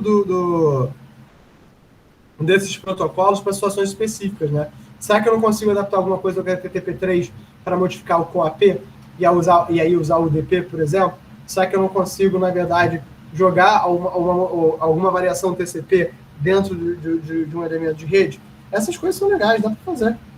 Com certeza tem gente pensando nisso também, né?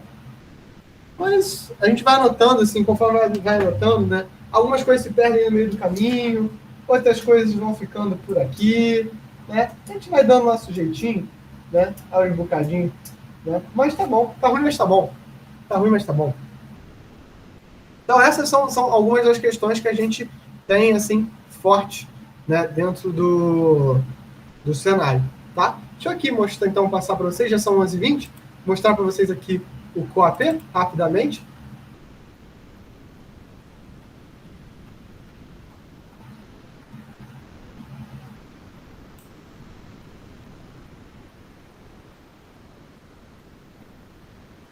Ops.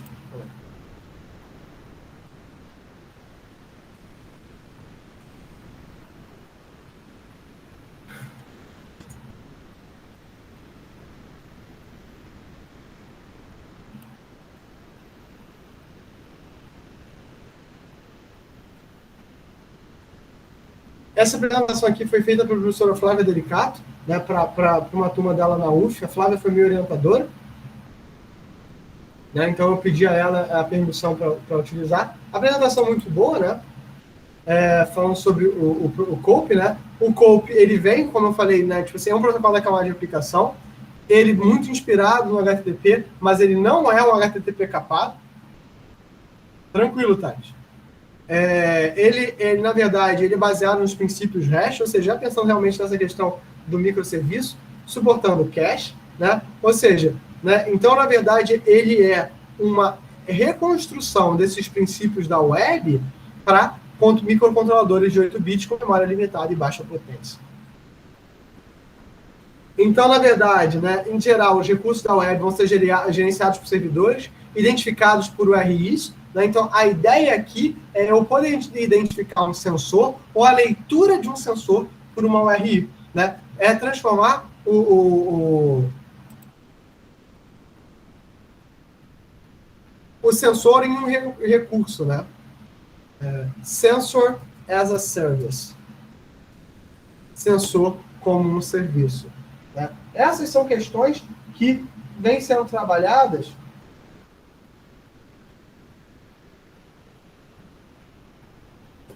já há bastante tempo, né? Então, na verdade, o que a gente quer é que ele seja acessado de forma síncrona pelos clientes, né? Em paradigmas de requisição e resposta.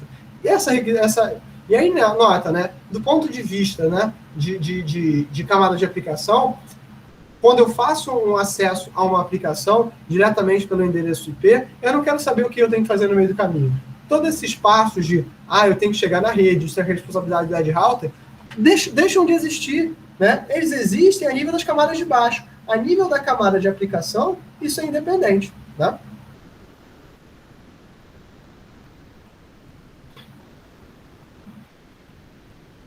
E aí vem a resolução URL super tradicional, né? Onde eu tenho aqui, por exemplo, um esquema, né, o protocolo da camada de aplicação, o servidor, a porta, né, o que vai me dizer o meu serviço, o caminho e a consulta que eu quero fazer. Então, por exemplo, aqui, se eu quero, né, pegar pegar uma lâmpada, né, dessas questões de casa inteligente, aqui eu poderia simplesmente acessar uma URL local, que é o que a gente faz, por exemplo, quando a gente tem um AP,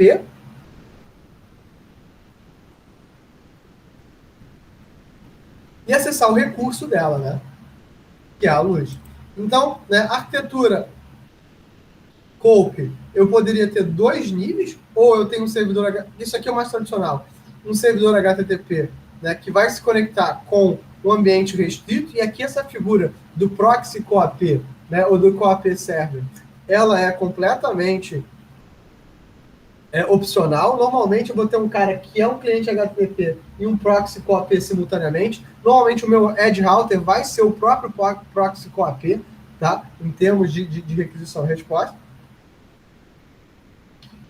E a ideia é justamente essa, que eu tenho essa tradução. Então, ele é um elemento. Por que o CoAP ele é vantagem? Porque o CoAP ele já se manifesta de forma muito parecida com o que eu tenho nos protocolos da web.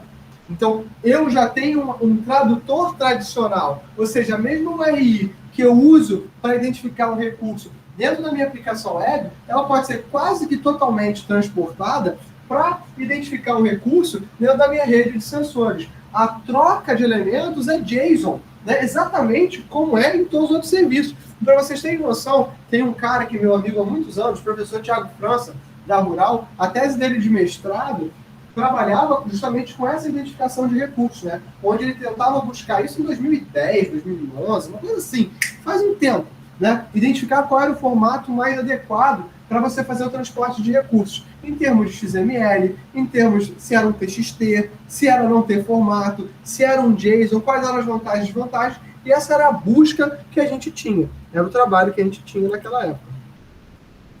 Então, o que o COAP é? Então, ele é um protocolo RESTful, ou seja, ele quer essa denominação de recursos, que tem que funcionar tanto síncrono quanto assíncrono, né? Então, nesse aspecto, ele é um pouco parecido com o MQTT. E por que ele tem que funcionar assíncrono? Porque pode ser que a coleta necessite de uma espera. Tem que ser talhado para dispositivos restritos, né? Especializado em aplicações machine to machine. Então, imagina o seguinte, você tem uma aplicação de incêndio que tem que dar uma resposta. O recurso está acontecendo incêndio ou não? E, na verdade, eu precisar de resposta de outros 2 sensores. Então, um sensor pode pedir esses dados para os outros 2 sensores. E sendo fácil de mapear para o HTTP. Ele não é um substituto para o HTTP, tá? Ele não é uma forma de compactar o HTTP e ele é separado da web. Você não está jogando COAP para a web. Não é o objetivo dele. O COAP não te dá página, ele te dá recurso. Então, assim, isso, na verdade, há uns 10 anos atrás era muito difícil a gente ver, mas quando a gente começou a trabalhar com API, né, isso ficou mais fácil da gente entender. Na verdade, a gente está trabalhando com uma API de requisição, é o que a gente faz, por exemplo, quando a gente está utilizando, por exemplo, Node.js no primeiro momento e utilizando o Postman para ver as coisas. Mas então você conseguiria, por exemplo, usar o COAP numa arquitetura de microserviços, onde você tem tipo um servidor aqui? Com certeza, é para isso que ele é feito. Tô de bola. Não é onde a gente chegou, não é onde a gente chegou ainda, tá, Rodrigo? A gente não chegou nesse ponto ainda, mas é isso que a gente está trabalhando. Na verdade, o que o sensor é, se não um microserviço? Exatamente, se você parar para pensar. Um sensor, na verdade, ele é um microserviço na forma de pensar tradicional. Eu tenho uma função muito pequenininha, né? Agora, conforme os sensores aumentam de capacidade, eu posso ter um ou mais microserviços para eles tratarem. E aí você pensa o sensor como uma plataforma que tem um ou mais microserviços. Mas, idealmente, do ponto de vista de recursos, o sensor como microserviço, né, que já está nessa parte que eu coloquei, o Sensor as a Service, é uma das paradas que é muito importante da gente pensar. Então, aqui, a requisição REST, na verdade, eu vou dar um get temperature e eu vou ter uma mensagem, né, ok. Ou seja, na verdade, ele é inspirado no HTTP. Por quê? Porque todo o protocolo é inspirado no HTTP. Se vocês forem ver o curso de rede, o IMAP é muito parecido, o DNS é muito parecido, o SIP é muito parecido, todos os protocolos são muito parecidos. Por quê? Porque funciona. Porque manipular texto é fácil. A gente é bom de manipular texto. É rápido. Qualquer aluno aprende. 15 minutos. 2 joelhos e um refresco. Né? É rápido de fazer. Então é isso que a gente quer fazer.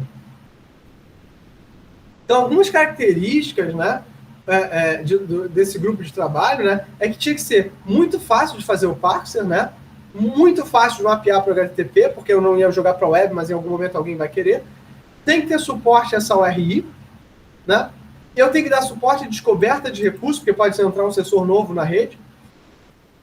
E eu tenho um modelo de subscrição simples, né? Ou seja, eu tenho que ter um cache, né? Eu tenho que ter um cache onde eu possa buscar esse dado. Ou seja, na verdade, é uma meio requisição e resposta. Eu faço a requisição, mas eu busco o que está no cache. Então, dessa forma, ele é quase que um publish subscribe. Professor, uma pergunta. Nessa questão que você falou do RI, mas, pô, então você tem que registrar, tipo, todos esses sensores num DNS para eles terem, tipo, um domínio linkado para você conseguir achar eles, ou você, tipo, você tem algum outro serviço que faz essa tradução de Esse é o RI? truque. Você registrar ele no servidor CoAP e você entra em contato com o seu servidor CoAP. Você não vai ter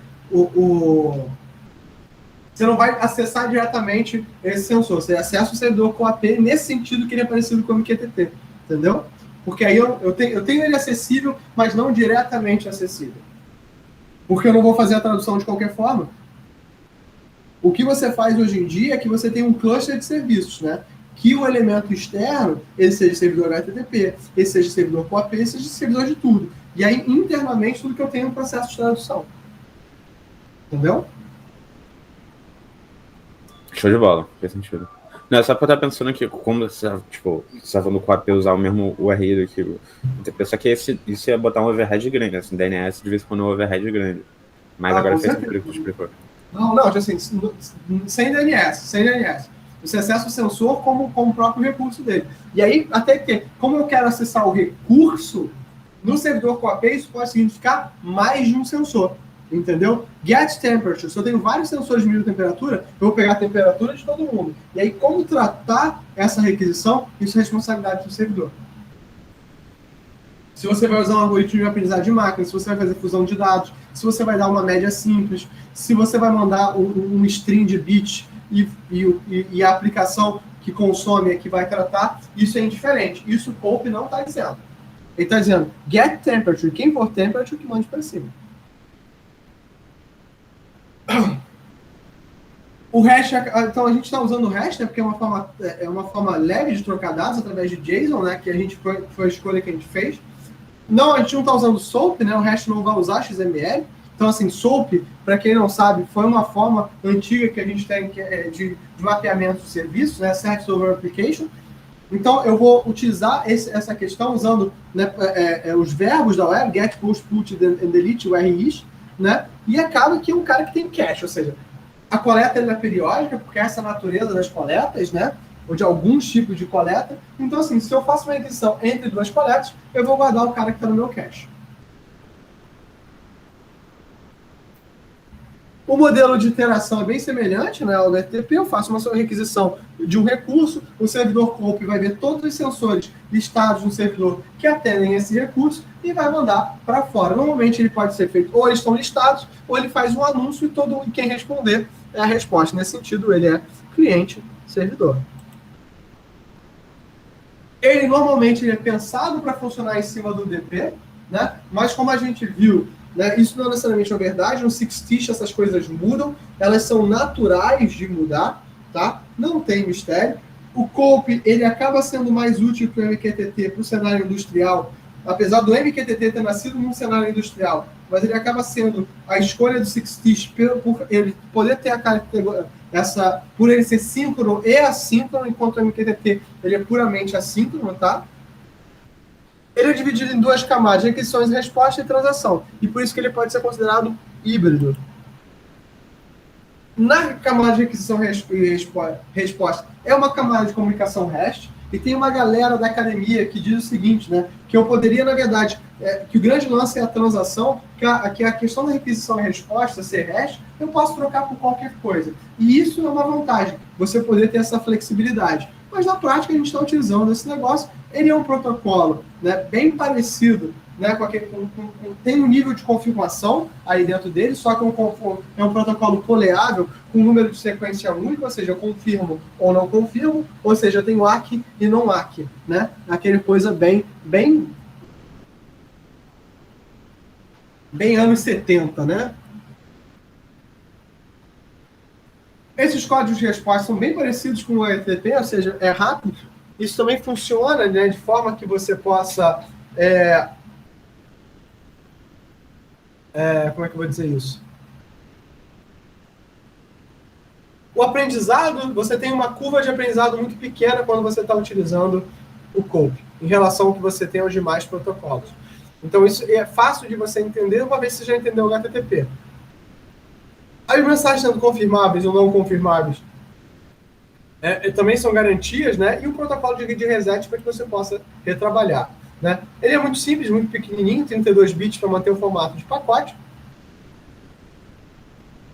Também especializado, bem parecido com o HTTP, não tem nenhum interesse, mas olha que interessante aqui, ele não tem nenhum campo de checagem, né? Quem vai fazer a checagem para você é o DP. Então, eu estou usando o DP simplesmente para fazer essa checagem.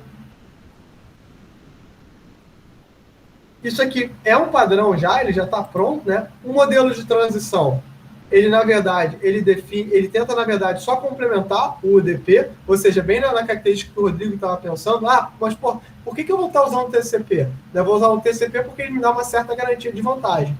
Nesse caso em particular, o que o corpo está dizendo é o seguinte, deixa comigo, né? Então, ele pede que o UDP use DTLS, ou seja, o UDP seguro, né? Mas ele também permite que você mande um copy até via SMS, se necessário, né? Ou sobre o TCP, que é o que a gente faz em redes industriais. A única requisito dele é que tem a segurança. Ele faz mensagem de troca entre endpoints, ou seja, realmente o protocolo da camada de aplicação.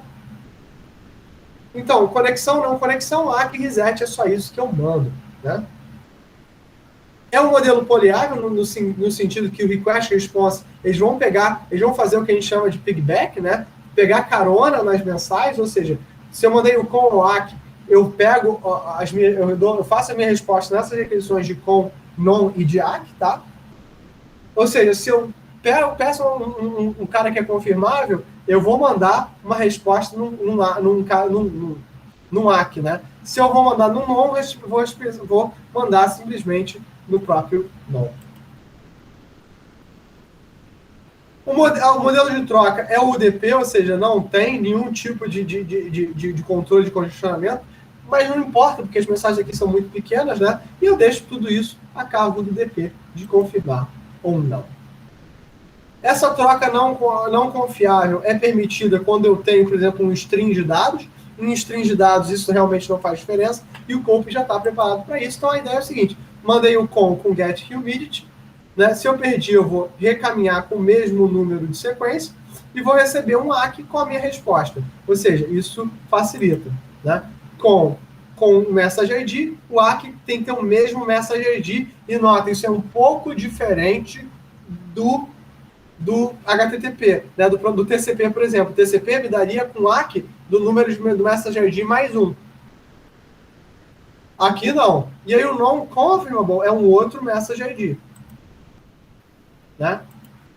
Dá uma olhada aqui. Então aqui eu tenho um Message ID com um determinado token, ou o mesmo Message ID com um determinado token.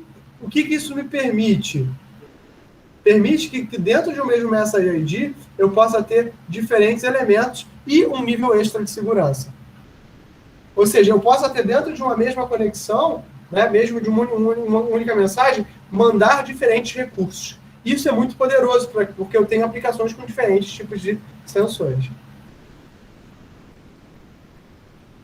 E que eu possa continuar mandando em diferentes conexões, caso eu tenha necessidade. Então, eu tenho 2 níveis aí de confirmação.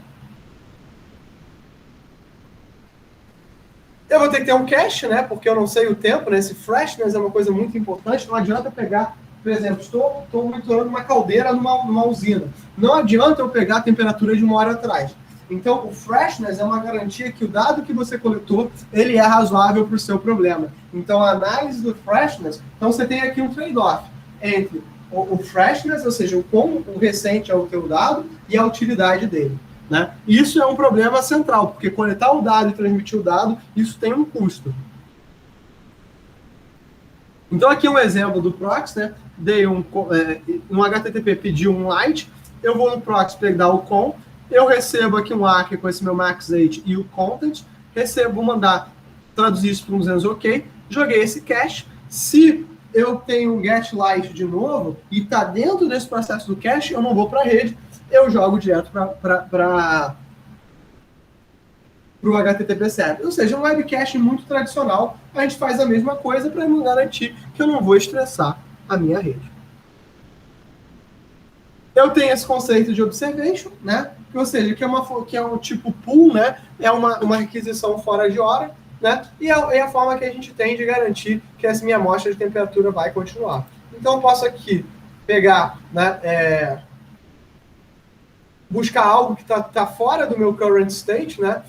Tentar modificar isso dentro do meu token para poder trabalhar diferentes conceitos. Ou seja, na verdade, é uma forma de eu fazer, né, a minha comunicação assíncrona, né, ser disparada, na verdade, por algum evento. Isso é uma forma interessante de trabalhar, sem que eu precise obrigatoriamente esperar por isso. Tem diversas implementações, né? Tem a libcope, que está implementada lá nessa stack que eu compartilhei com vocês hoje. Tem para Java, tem para JavaScript, tem no TinyOS e no Contic. Tinha um plugin para o Firefox, que era o Copper, mas eu acho que ele está descontinuado, e tem plugin para o Wireshark. Ou seja, se você está numa rede de OT, você pode usar o Wireshark para trabalhar. Se vocês forem ver o Contic OS, ele tem um gerenciador de tráfego muito parecido com o do Wireshark dentro dele. Então, vale a pena vocês darem uma olhada nessa implementação aqui do Contic OS. Tá bom? Gente, são 11h40. Não vai dar tempo de falar sobre o MQTT, então vou deixar o MQTT para a próxima terça-feira.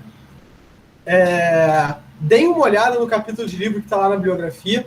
Deem uma revisada nesse conceito. Eu acho que, independente do MQTT ou não, a gente conseguiu ver todos os protocolos que vão lá da stack até o fim. Então, a gente deve ter agora algumas aulas mais de aplicação. Eu vou ver se eu consigo marcar com vocês para uma dessas quintas-feiras uma aula conjunta com o Guilherme, para a gente falar dos trabalhos e apresentar. Tá? Vamos ver quando é que está a entrega. Vocês já entregaram os papers, né? Eu vou dar uma olhada durante esse final de semana, vou tentar olhar, para ver para onde é que a gente vai a partir de agora. Vou conversar com o Guilherme para a gente tocar esse nosso barco para frente também. Tá bom? Então, pessoal, mais uma vez, muito obrigado pela presença de vocês, obrigado pela atenção. Pode falar. Uma pergunta, esses sistemas operacionais que você cita, tipo o TinyOS, teve aquele CyntOS também, tipo, é porque eu gosto de sistemas operacionais. Tipo, eles são baseados em Linux ou eles são tipo, feitos do zero para... Depende. Você tem eles chamam que a gente vai ter uma aula sobre isso, chamado de RTOS, Real Time Operating Systems, sistemas operacionais de tempo real. Alguns deles são baseados em Linux, outros são refeitos do zero, né? O caso do TinyOS, ele é refeito do zero, e do Contic também é refeito do zero. RT Thread OS, que é um sistema operacional muito legal, que ele permite, que ele funciona em 3K de ROM e permite você implementar as paradas usando o MicroPython.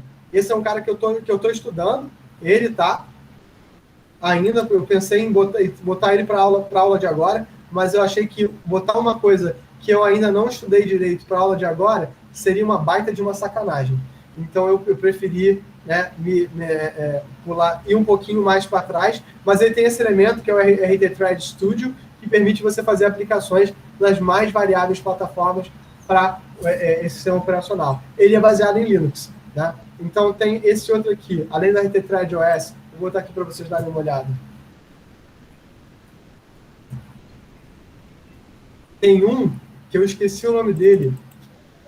IoT OS.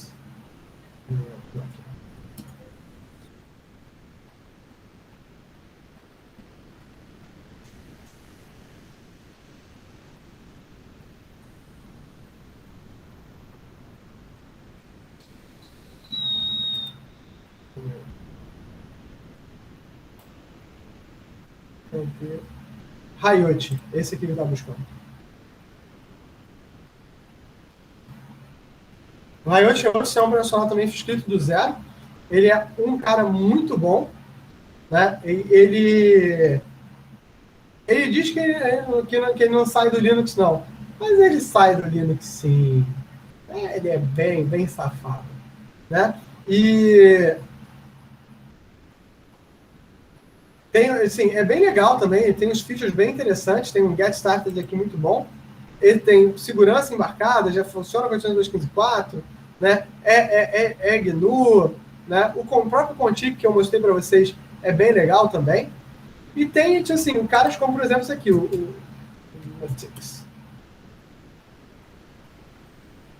que é da Apache Software Foundation, que ele é feito para microcontroladores também. Tá? Esse aqui já é descaradamente baseado no Linux, tá? Também não vamos dizer nada disso. Mas é bem legal também, um outro feito da Apache Foundation, também é muito bom. E assim, a questão que vocês devem estar se preocupando, perguntando assim, por que diabos eu usaria um sistema operacional para sensores? Né? Essa é uma pergunta muito boa, é justamente para vocês poderem lidar com os escalonamentos e não ter que fazer isso na mão. Isso que eu ia falar. Porque, tipo assim, ter que programar tipo, a interface com um sensor na mão em C, assim, deve ser, tipo, não pode dar um punch F, assim, porque não tem sistema operacional. O topo dos melhores momentos da minha vida, eu já tive que fazer isso e não é legal. Em geral, você caga o scheduling, assim, uma coisa que hoje eu sinto falta no curso de sistemas operacionais é as pessoas implementarem um sistema operacional. Mesmo que seja um sistema operacional idiota, entendeu? Sim, isso seria muito legal. Eu acho que talvez tivesse que ter, tipo, uns sistemas operacionais 2, assim. Eu não sei se isso dá um mestrado, porque você tem uma linha de sistemas operacionais também. Mas é uma parada que com certeza seria bem maneiro, fazer um scheduler simples, assim, rodando um emulador. Tipo... Mas, na verdade, assim, são coisas que, na verdade, a gente tem muito claras, que são super difíceis, cara, de fazer. Esse artigo aqui é muito bom. Estou dando aqui uma olhada. Que não é difícil de fazer, entendeu? Então, se você pega o Sistema Operacionais do Tannenbaum, que é um livro clássico da área de sistemas operacionais, ele tem um que te ensina a implementar um sistema operacional. Agora, fazer um bom sistema operacional é uma coisa complicada. Fazer um sistema operacional interessante para IoT, né, também complicado. Por exemplo, o Contic hoje, ele é o cara que vai ter, tipo assim, a maior, né, tipo, comunidade para pesquisa, entendeu? Mas, cara, no mundo real você não está só fazendo pesquisa, às vezes você está simplesmente fazendo uma aplicação. Velho. Aqui tem, nesse gráfico, nesse artigo que você mandou, tem gente usando Windows para IoT. Como assim? Tem gente usando Windows para IoT. Esse pessoal tem assim... Cara, assim, você se surpreenderia com a quantidade de pessoas que estão usando embedded Windows até hoje. Windows para ARM, as pessoas têm familiaridade com Windows, cara. É isso. Por exemplo, tem um cara que é um... Assim, vocês com certeza acessam o YouTube, que é o Linus, né? O Linus, ele é um cara que, tipo assim, ele faz reviews de tecnologia e ele tem o canal dele. Ele o tempo todo está dizendo, cara, não tem como usar Linux. Cara, mas é uma questão muito de perspectiva, né? Por exemplo, assim, o que você faz no seu computador? Cara, assim, eu acho, por exemplo, assim, para desenvolver, o Linux é muito mais prático do que por exemplo, do Windows. Mas é porque eu não uso o Windows para nada. Há muitos anos. Eu uso o Linux há muitos anos. Então, assim, são questões, né? Tipo assim, o Windows eu acho gordo. Mas, por exemplo, eu também não usaria Linux para IoT, entendeu? Eu usaria um desses caras. O TinyOS eu usei durante muitos anos. Eu não usaria mais, mas nem a porrada. Porque, cara, usar o TinyOS era um exercício intelectual e espiritual de você garantir que ele funcionava. Mas, gente, a galera utilizou durante muitos anos. E tem muita literatura sobre isso. Agora, você vai ter, tipo assim, o Riot também surgindo. Ele é um cara bom. Inclusive, o Riot, ele é um Docker. Então, você dá um Docker up, pronto, já tem teu ambiente de desenvolvimento pronto para você desenvolver para o Riot. Né? E o Contic passou também a ser um container Docker para você utilizar rapidamente também. Né? Eu tenho até um guia que uma aluna minha fez, brilhante, né? Aluna de controle também, tem trabalhado comigo já há alguns anos, uma pessoa muito legal. Né? E tem a galera usando Raspberry Pi OS. Gente, não tem condição. Não dá para mim, não. Né? Tipo assim. Agora, para mim, o Raspberry Pi ele não é nem um sensor, ele é um compilador completo. Né? É claro que você tem um monte de coisa que você pode fazer com o Raspberry Pi. Mas, assim, né, são vários sistemas operacionais e você escolhe. Inclusive, tem alguns muito pequenininhos, se eu não me engano, tem um Blossom OS, assim, um sistema operacional, tipo assim, para 1K, né? E, cara, eu acho interessante. E, assim, também tem um baita mercado aí para trabalhar. Agora, essas coisas são escritas em C, né? Essas coisas são escritas em C. E a galera foge do C como o diabo foge da cruz, né? Ah, que isso, pô. Você é bonitinho, pô.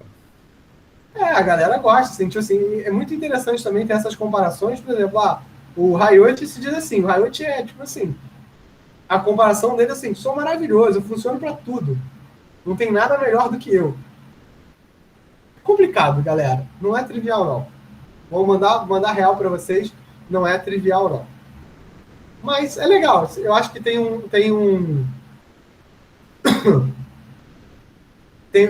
trabalho aí muito bacana de dar uma olhada. Então, esse link que eu mandei aqui, eu estou mais mandando para vocês por causa dos tutoriais, para vocês darem uma olhada, para vocês terem uma noção.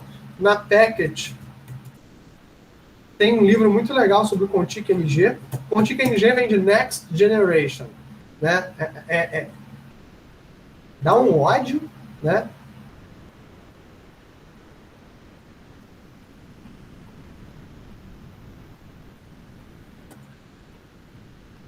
Que esse practice... não, calma aí, isso aqui não. Isso aqui é pirataria no fundo não.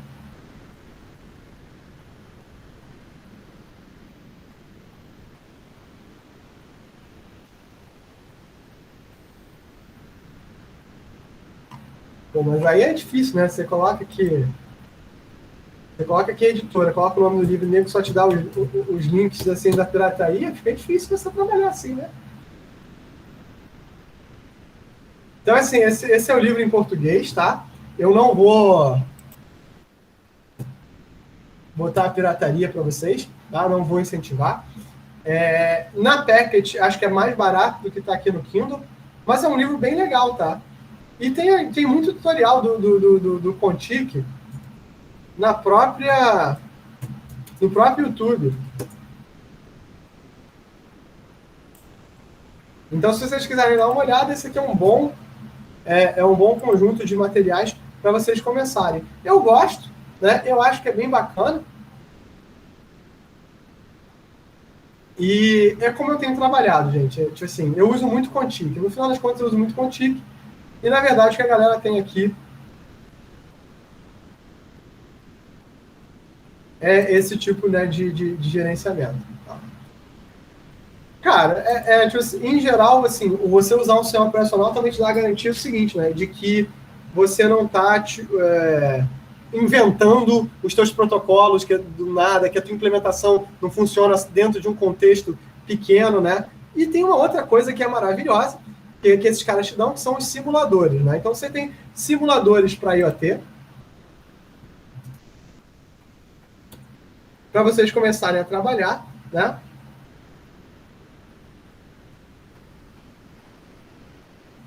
E assim, na verdade, muitas vezes, alguns desses simuladores vão simular simplesmente, né, o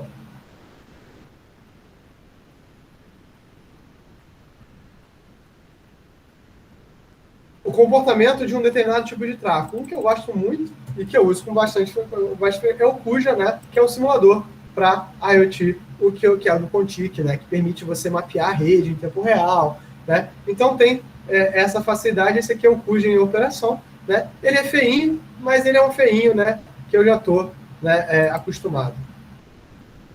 Então, assim, né, esse artigo aqui talvez seja legal para vocês, falando um pouquinho sobre os tipos que a gente usa na ciência, né, que usa para pesquisa. Tem um cara que é bem legal, depois eu faço isso, que é um test bed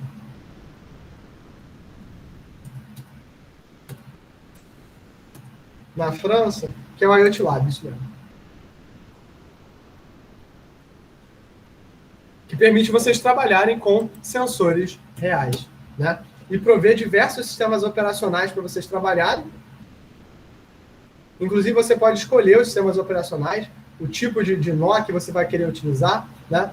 Então, tem Riot, o Zephyr, MicroPython, Yocto, Contic, todos esses caras aqui estão prontos Então, né, vale a pena até vocês darem uma olhada. O MicroPython não é um sistema operacional, tá, gente? Ele não é um sistema operacional. O Zephyr, ele é da Linux Foundation, então ele é um RTOS para IoT da Linux Foundation. Também é legal de vocês trabalharem, tá?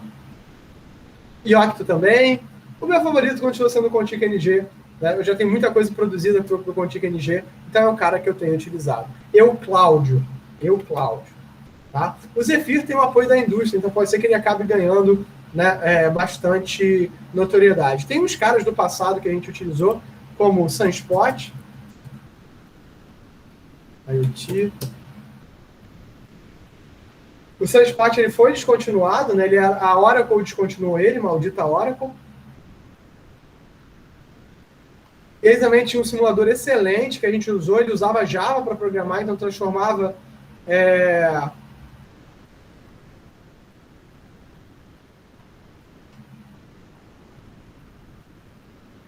a gente usou durante muito tempo, tá? Teve, como eu falei, o TinyOS. Também foi muito interessante, também foi muito utilizado na literatura. E teve o IBM Multirunner, que era uma implementação de IoT da IBM que funcionava em Java e C#, que eu também utilizei durante um tempo, só que a IBM descontinuou. E aí eu fiquei muito chateado, porque era uma baita de uma implementação, era maravilhoso, rodava no Eclipse na época, e, cara, não ter rodado, assim, não ter continuado com isso aqui, também dá uma dorzinha no meu coração, né? Porque eu achava que era uma baita plataforma, e era um dos emuladores mais interessantes que dava para fazer com... Era todo escrito em JavaScript, né? Então, é bem legal, né? Tipo assim, vocês vão ver que o TinyOS, assim, as pessoas continuam, né, trabalhando no TinyOS, né? 9 meses atrás o pessoal continua trabalhando. Então tem aqui um Active Development ainda do TinyOS, mas not so active, né? Então, assim, complicado, galera. Complicado. Eu tenho utilizado o Contic e continua sendo muito utilizado. O Riot parece uma boa ideia e o Zephyr. Né? Vamos aqui dar uma olhadinha no Zephyr.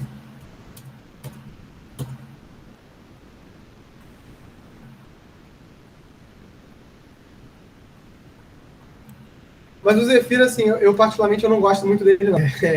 Só já mandando a real para vocês, ele me estressa. Mas, assim, deixa quieto, né, gente? Não precisa também eu ser feliz o tempo todo. Né? Tem aqui. E isso também é uma coisa que vocês têm que se preocupar, é o seguinte: quais placas são suportadas? Em geral, se você usa o bom e velho aqui, o Arduino, o bom e velho ESP, a maior parte das placas é suportada desses caras aqui. Aqui a gente usava muitos sensores da Zolert, e às vezes é caro ter essas coisas prontas, né? Principalmente se você quisesse utilizar o 802.15.4.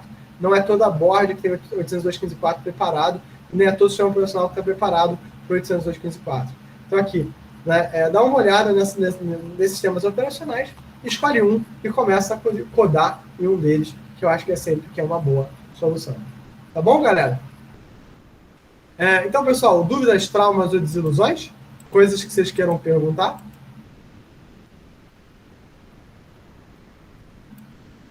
Não? Então, pessoal, mais uma vez eu agradeço a vocês pela atenção. Peço desculpas por ter me alongado. Se bem que a gente está terminando meio-dia mesmo. Desejo a vocês uma ótima semana, um ótimo feriado, um ótimo final de semana. E eu vejo vocês na próxima terça-feira. Se cuidem e, né, bom trabalho aí para todos vocês. Cláudio, não vai ter aula